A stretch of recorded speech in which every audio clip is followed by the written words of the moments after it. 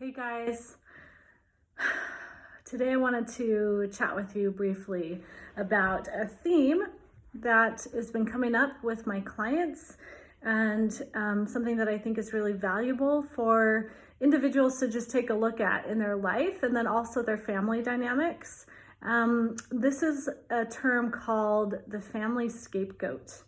And so I wanted to just briefly give a background on what the word scapegoat means.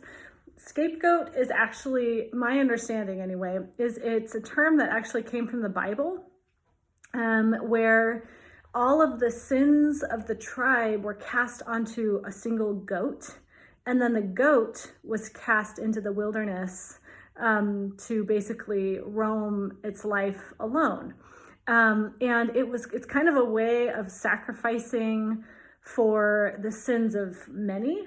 And so if you kind of understand the concept behind being the family scapegoat, it's not necessarily a conscious thing that families do, but it is a pattern of behavior that it's kind of like an unspoken rule or unspoken code of conduct. That's a better way of saying it. It's an unspoken code of conduct that is just represented and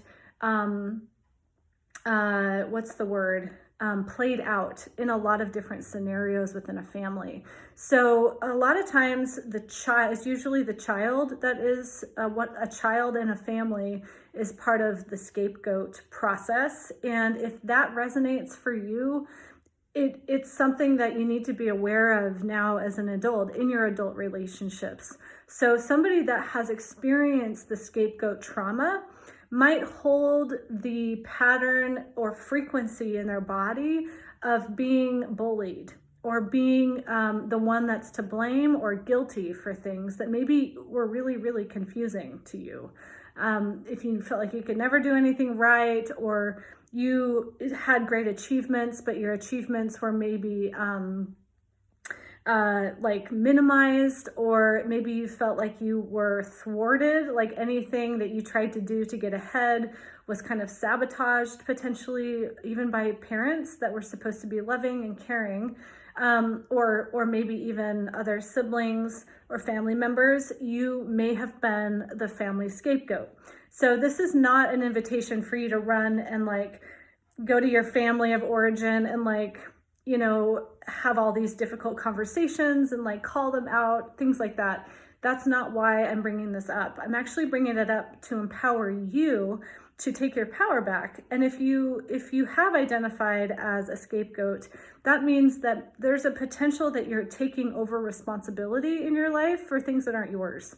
So people there's a lot of studies that have been done that children that are bullied are more often to be bullied again and again and again because they actually carry an energy or a frequency or a trauma, if you will, about it within them that invites more similar experiences. That's also why, you know, people that have had sexual abuse or abuse of any kind, they are more likely to experience similar experiences later than someone that never has had that kind of experience. So you may find that if you grew up as the family scapegoat, you were used to holding the family secrets, you were used to holding the blame for things that weren't yours, you were used to playing small, not having a voice, or maybe even being disregarded, that you might continue to subconsciously choose friends or partners in your life that bring this pattern up, but it's not because you deserve it, it's because you might subconsciously need to heal it. And so I believe people are mirrors for us to bring us some clarity in what is still within our system that needs our attention. So this is something that's coming up a lot right now for people. I think it's because nothing can be hidden anymore, and a lot of the family secrets or the misplaced blame is coming out into the light, and it's really hard on people because when you shift and you say, I no longer am responsible for things that aren't mine and never were mine, and I now hand that back to you, then it shifts everything. So if you think of a family system, or any kind of relational system. When one person shifts, then the whole system shifts. So that's why people that have left religions or left dysfunctional patterns that have been generationally passed down, it actually shifts and almost makes other people in the family have to shift when they didn't really want to in the first place. So again, making you the one to blame. That's the potential outcome of this. So I think healing the need for approval, healing the need to be loved and approved of by the people in your life that you should and are deserving of their love and approval, but letting go of the need for it is important in this healing process, and knowing that it's not about you, that it's not personal, and that it's simply a lesson for you to get even stronger in your own sovereignty and in your own worth, and learning how to trust that you are cared for, that you're safe, and that you have everything you need within yourself to be whole and complete as a fully integrated adult human that can keep yourself safe and love you.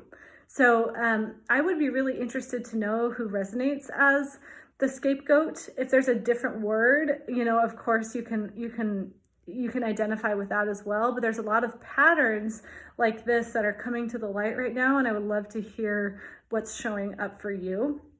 As a side note, I do have one opening for my May 19th group. It starts, it's a 4-week group and it's all online. And so I have one opening for that, kind of a side note, but also I have the wait list started already for the June group. There's already a few people on that list. So if you'd like to join my June group, that is also in the process of getting a wait list started. So I'll post the link for that below this video, and I would absolutely love to work with you in that capacity. I also do clairvoyant healing sessions. So if you're interested in experiencing that, please reach out to me directly and I'll give you some information on that. Have a beautiful day. Bye.